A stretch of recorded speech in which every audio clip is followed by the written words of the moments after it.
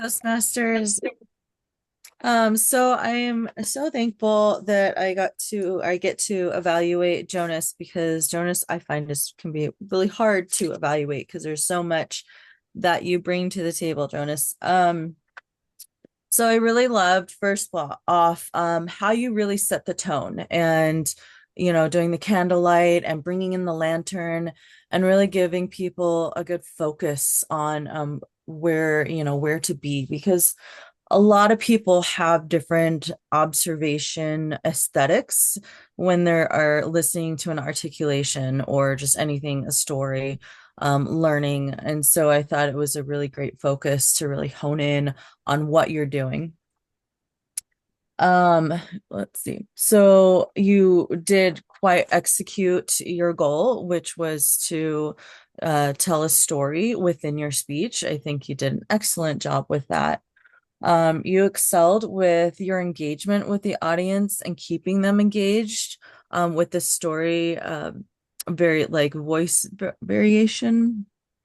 The one thing actually to note on that is vocal variety. So I did notice at the very beginning of the speech, it was a little monotone.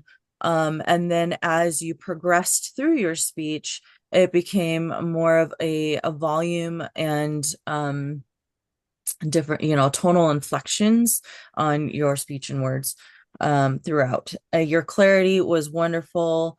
Your eye contact, I love the variation to really engage, keep the audience engaged with your story.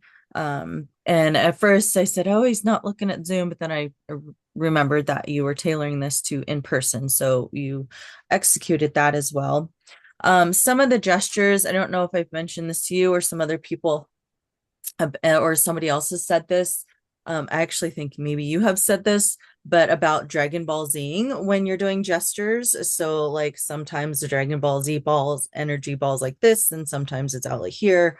There was some things you had mentioned about like the mind or seeing or something. So maybe a little more focus on certain gestures rather than these like Dragon Ball Z gestures this way. Um, and then I think the impact of your story was great, affected everyone, as you could tell from everybody's reaction. Your pace was amazing throughout your variety. You had a nice like lasagna noodle pace. And then the interest, I think, was fantastic because you left it open at the end and put people in a space of curiosity with your story. So thank you again, Jonas, and thank you, Toastmasters, and ciao.